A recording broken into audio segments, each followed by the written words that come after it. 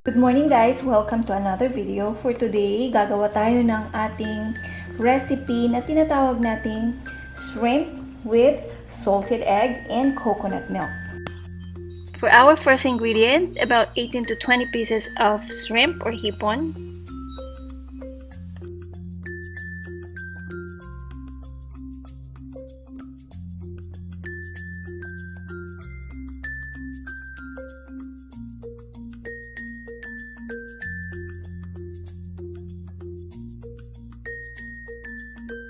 Gamit tayo ng mga 1 cup of Celeste cooking wine for marination.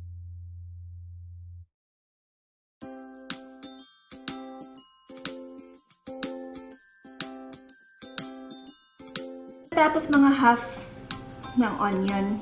Tapos gagamit din tayo ng chopped onion. Gagamit tayo ng mga half nitong ating white onion. Pwede naman kayong gumamit ng red onion kung may, yun yung available sa inyo.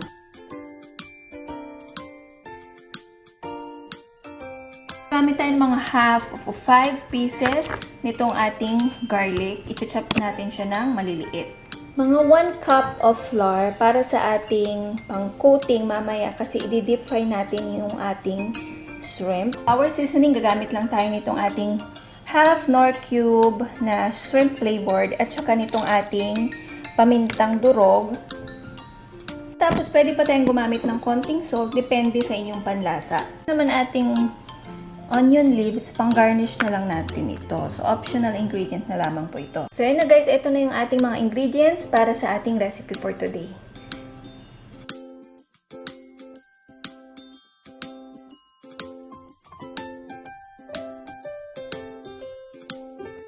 So, the next step, maglalagay tayo ng mga 1 cup of cooking wine. Katapos nating malinisan yung ating hipon, iniiwan na natin yung kanyang ulo dahil ito yung parte na masarap sa hipon.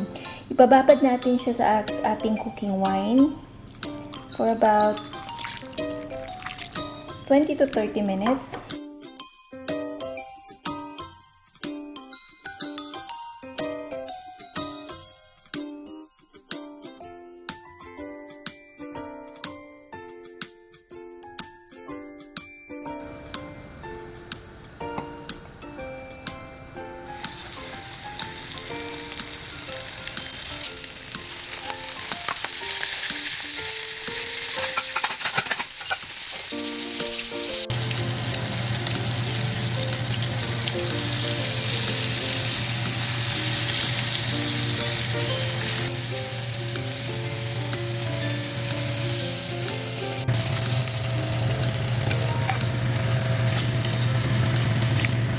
Alagay lang natin yung ating butter. Nag-melt yung ating butter, pwede na nating ilagay yung ating garlic.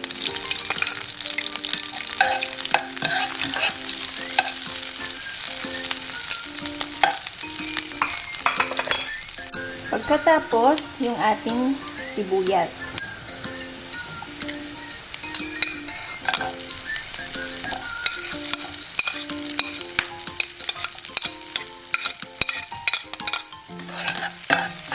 Igisa lang natin ito hanggang sa siya ay maluto. Igisa natin yung ating bawang sibuyas. Pwede na natin ilagay yung ating red chili or sili. Pwede nyo siyang i-cut kung gusto nyo, gusto nyo ng medyo maanghang. Pero I just leave it that way para hindi super anghang nito at makakain din ng mga bata. Pwede rin kayong gumamit ng green chili if you have available in your kitchen.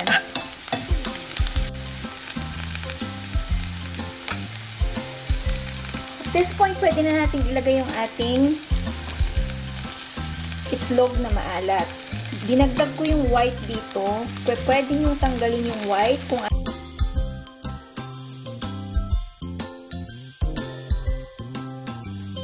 nagpalit lang ako nitong aking sandok para mahalo ko ng mabuti yung ating itlog na pula.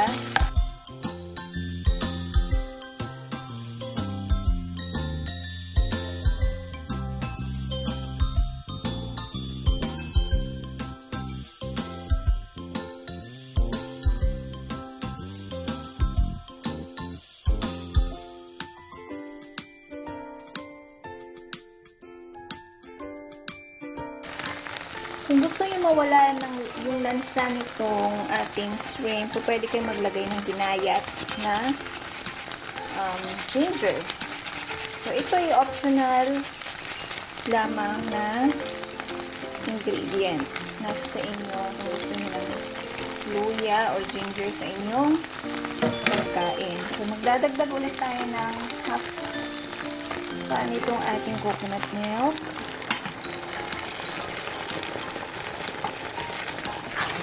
Haluin lang natin ang konting paminta.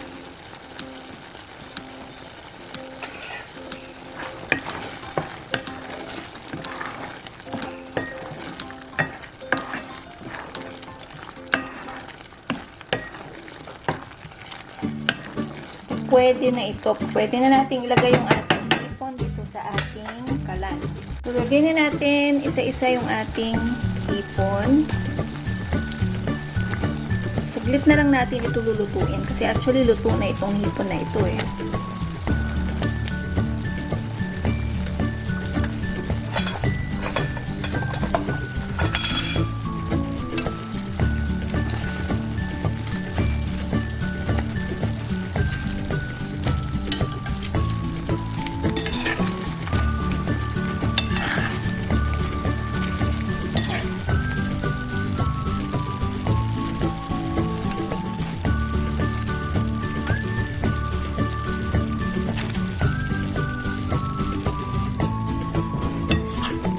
Make sure na maihalo ng maayos yung inyong sauce. Pwede kayong gumamit ng 2 sandok para malagyan lahat ng inyong hipon nitong ating masarap na at malinamnam na sauce with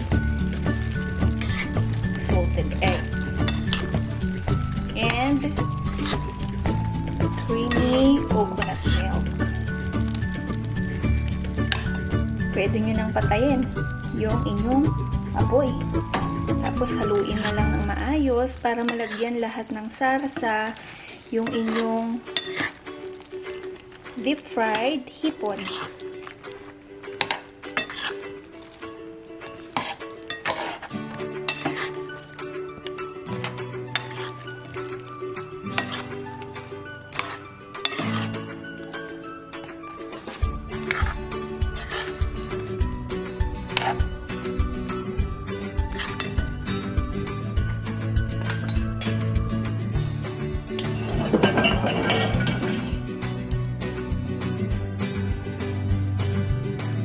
Then, ililipat ko na lang siya dito sa ating lagayan na may takip o kaya dito sa ating container.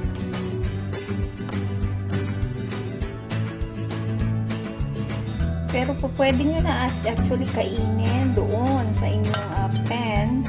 Lipat nyo lang sa isang bowl.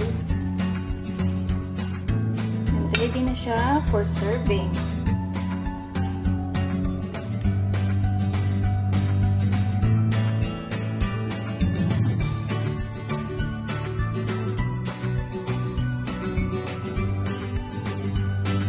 Ito na po yung ating recipe for today. Shrimp with salted egg and coconut milk. Magkita-kita po tayong muli sa mga susunod pang video.